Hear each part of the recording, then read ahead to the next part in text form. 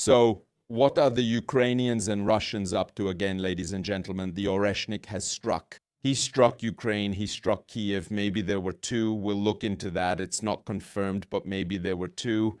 And today we'll talk about the Russian airstrike on Ukraine. We'll also talk about the alleged Ukrainian attack on a dormitory where 21 students were said to have died, which was supposed to be the reason why the Russians carried out this massive attack on Ukraine as a form of retaliation.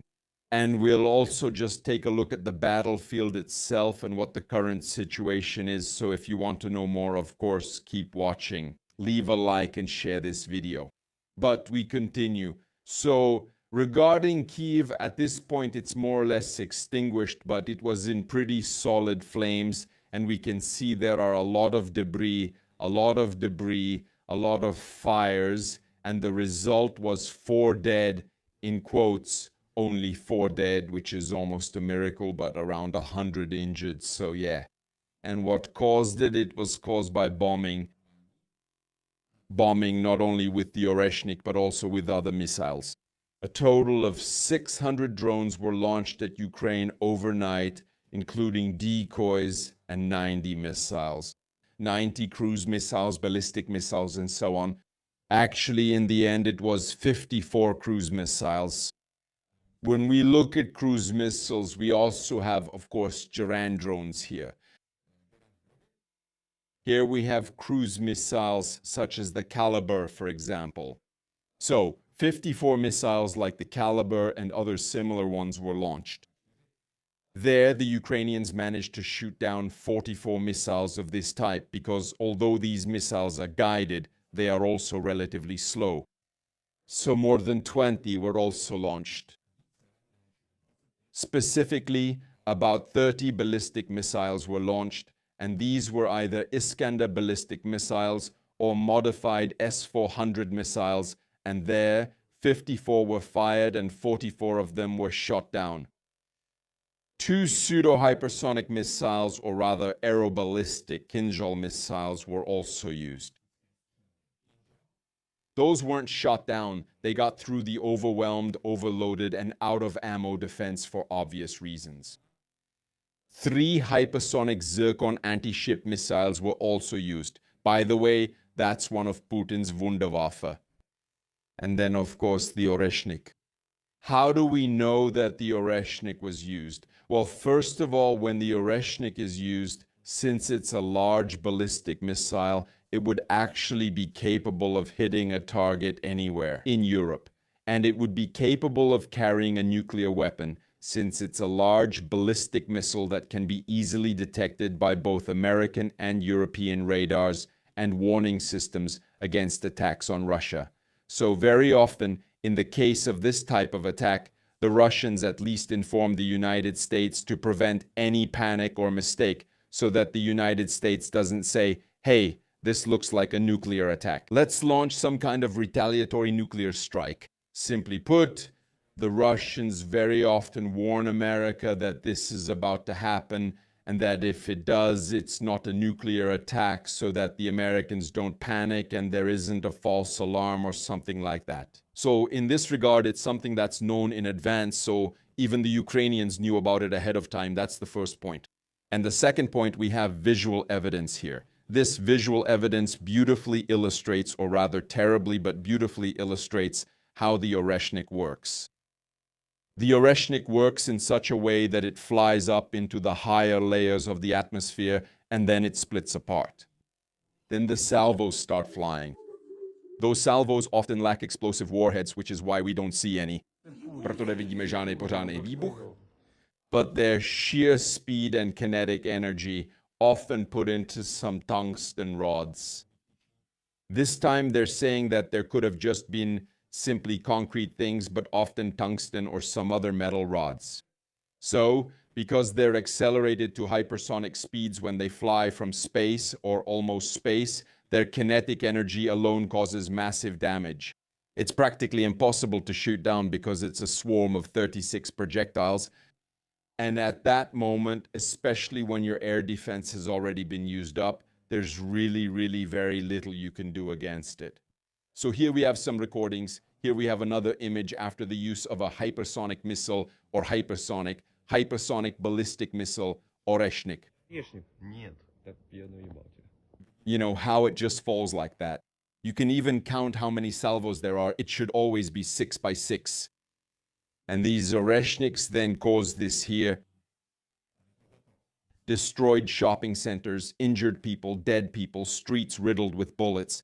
Because it's important to realize that given how huge the spread of that weapon is and the nature of the weapon, whatever the original use and intended development of the Oreshnik was, the accuracy is simply lacking. Yeah, the accuracy is lacking. It's a weapon that you can use mostly for bombing cities.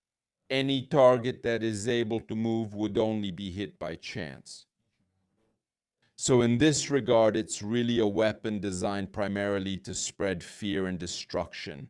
And you would never, ever use it if you wanted to destroy an important strategic target, because for that, other types of much more precise missiles are far more suitable.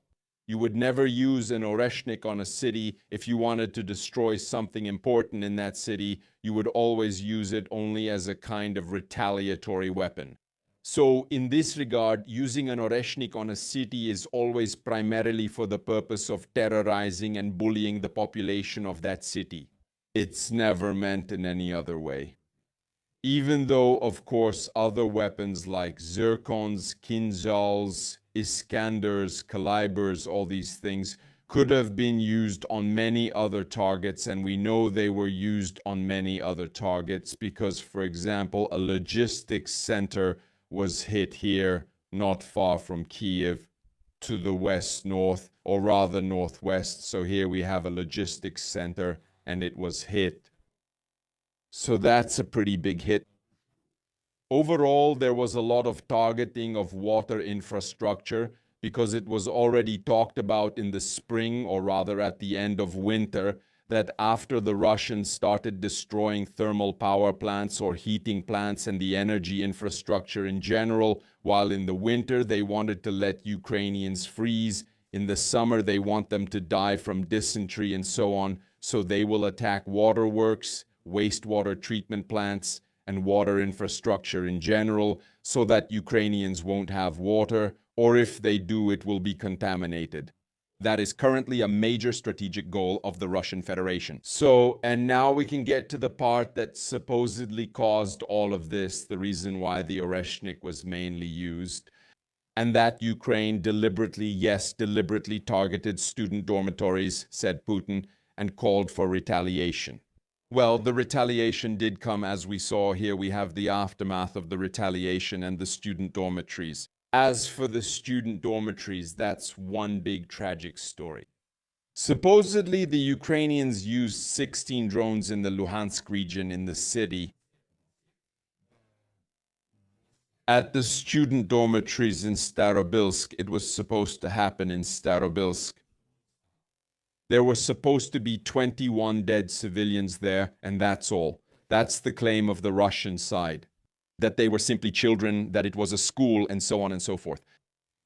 As for what the Ukrainians say, the Ukrainians claim that it wasn't a civilian facility at all, that it was a military facility, and that it was used as a headquarters for drone operators. In this regard, it's important to say that a mistake could have easily happened here, an error could have occurred. Because it seems that the Ukrainians really targeted that building very deliberately with the intention of destroying it. So it wasn't like, we'll just throw one drone or two drones there and torment civilians and injure some people like Russia often does. Here it was clearly a targeted operation with a large number of drones aimed at a specific building with the goal of leveling that building to the ground. It doesn't make sense for the Ukrainians to do this if they just want to attack civilians. So there are two possible explanations. First, the Ukrainians had bad information and attacked the wrong building, killing some civilians there. Second, there really was a military building there and the Ukrainians destroyed the military building. There is no convincing official or unofficial evidence for either of these versions. One side says no, denies the attack on civilians. The other side says it was an attack on civilians. I wouldn't want to say that empty phrase like the truth is somewhere in the middle.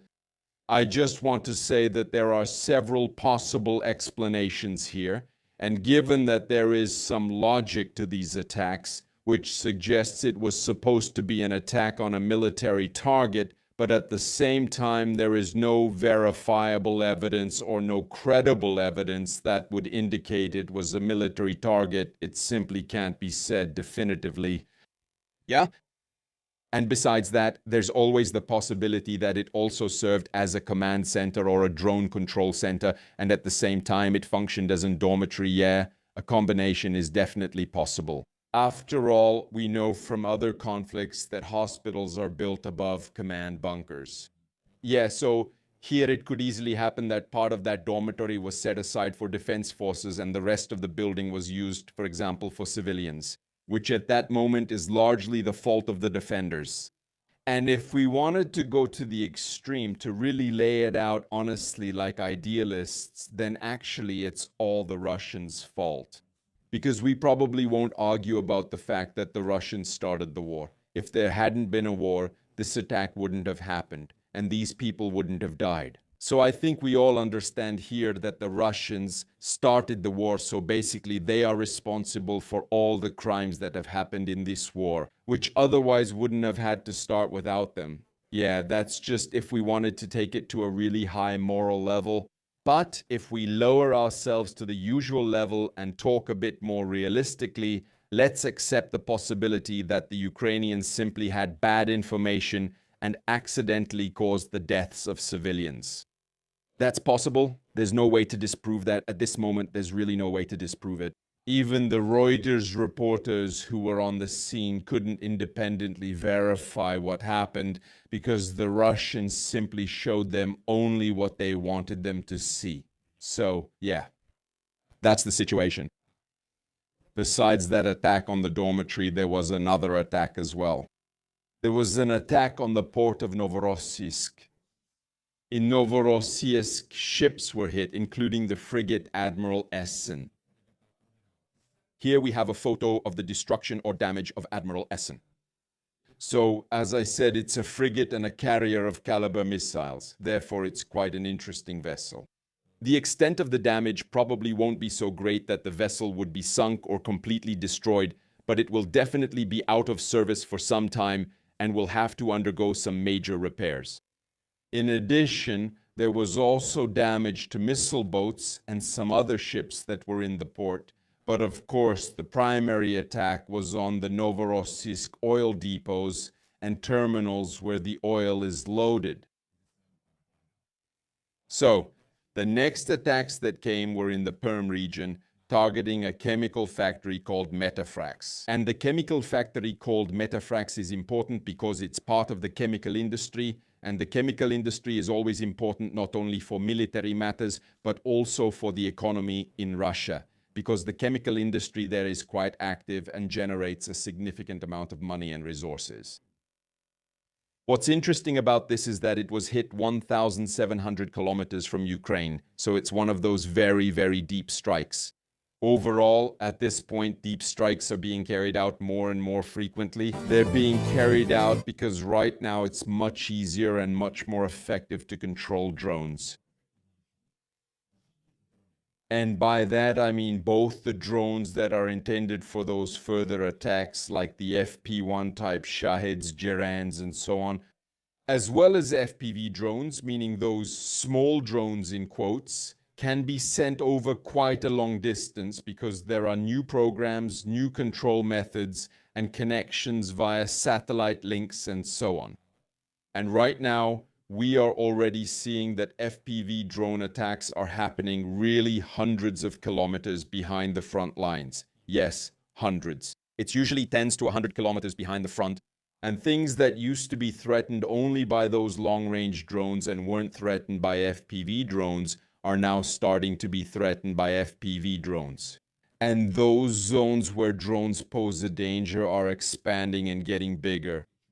So right now, the war is effectively a very, very harsh place, even for the rear, which used to be a bit out of harm's way.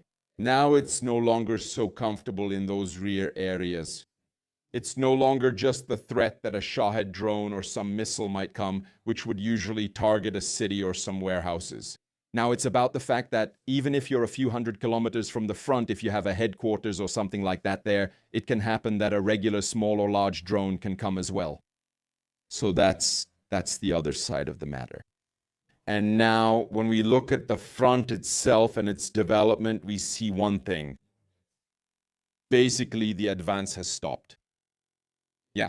The advance has stopped. The movements are within hundreds of meters to a few kilometers, but mostly just hundreds of meters. In some places, the Ukrainians gain something, but more or less the Russians have rather solid, stable, small territorial gains. Here we can see in the Sumy region that the buffer zone is expanding further. Yeah, here it's really just a few hundred meters of buffer zone expansion. At the same time, we can see that there's increasing pressure near Kosti, a lot of drones. Yeah, a large number of drones. Here we can see in Kupiansk. In Kupiansk, we still see the Russians trying to tie down some brigades here and maintain some attacks so that the Ukrainians can't move their forces to Donbass, to Pokrovsk, because near Pokrovsk, right now, the intensity of fighting is still very high, one of the highest. The Russians are carrying out attacks there with small groups to avoid drones and things like that. And they're trying to push the Ukrainians out. Here, there's a stupid situation where Syrsky, specifically Commander Syrsky, this gentleman here, wants to hold this place at any cost, even though it's not really a strategic location anymore. And because of that, Syrsky is becoming, well, less popular. He's simply starting to have more and more conflicts with lower ranking officers who might have a different opinion about the whole situation. And Syrsky is the kind of person who takes away too much of their command authority and interferes too much in the everyday management of the war. And you could say he's a bit of a micromanager. And the situation near Pokrovsk is kind of his personal project, so he really gets involved in this a lot. And he's a strong supporter of the idea that we'll just keep the Russians at Pokrovsk. And sometimes he tends to lead in a way where he just insists on his own way and no one can talk him out of it. And from time to time, it even ends with those commanders leaving the army or disobeying orders. So Syrsky sometimes causes quite significant conflicts here. And there is a certain discord in the Ukrainian army. Mainly when it comes to the perspective on how to defend Pokrovsk or whether to desperately defend the area around Pokrovsk. Whether it wouldn't be better to pull back a bit more again, and whether it wouldn't be better to give lower ranking officers more authority and more say in making decisions again. Otherwise, though, the front is more or less stable except for a few exceptions which aren't that important anyway. Here on the southern front, something is happening near Oreshnik, but it's very slow, really very slow. So overall, the front is very, very stagnant. And overall, the fighting in recent months has changed in such a way that, first of all, the Russians are starting to lose more soldiers, and they've been losing more soldiers for several months in a row than they can recruit. That's the first point. So the Russian army is effectively shrinking. Secondly, there's the problem that you can't really move on the front line. There are so many drones there that you can't make any proper movements. And at this point, it's effectively impossible to carry out any real attacks. So even though we have combat clashes, it's more like one soldier over there, two soldiers somewhere else, one motorcycle here, and so on. These aren't any major operations that would allow the Russians to gain anything or that would allow the Ukrainians to carry out any real actions. At this moment, it's just stuck, and yet there are huge losses. Why are there huge losses? Well, it's because of those drones. Because those drones are flying deeper and deeper, we've already talked about it, even more into the rear, and 9 out of 10 soldiers who die or are wounded or something just happens to them, they are victims of drones, and they become victims of drones even before they actually reach the front. Basically, the drone takes them out during the journey to the front, or while they're approaching the zero line. It's simply at this moment a stalemate, largely a stalemate.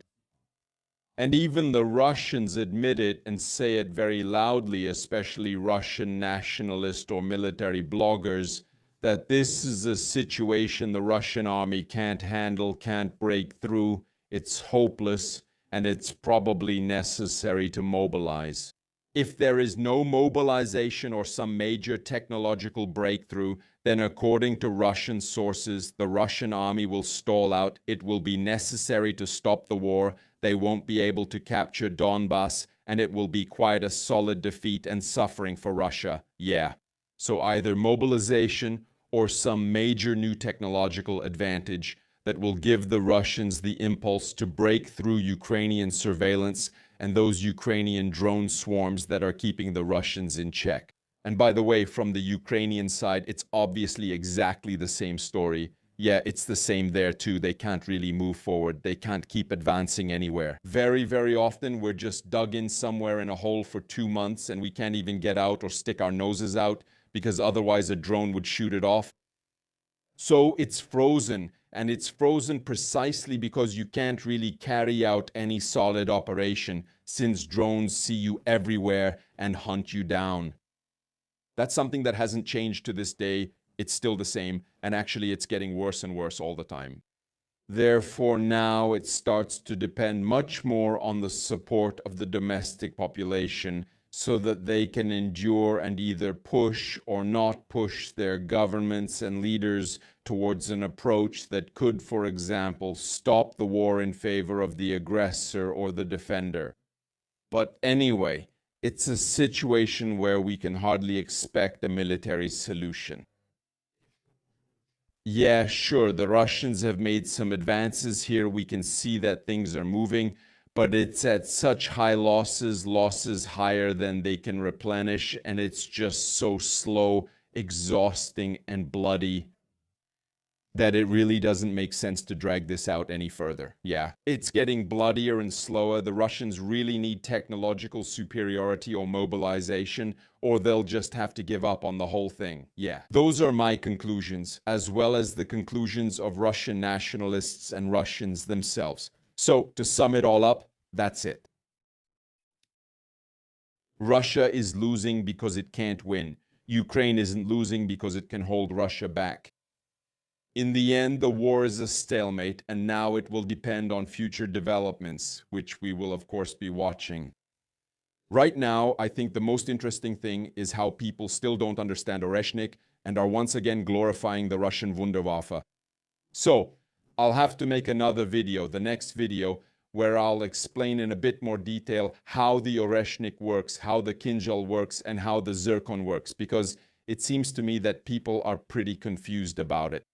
By the way, I hope we beat Norway or whoever we're playing against if you're watching hockey. Yeah, so watch the streams, join them, subscribe, share, like, and of course, we'll keep going.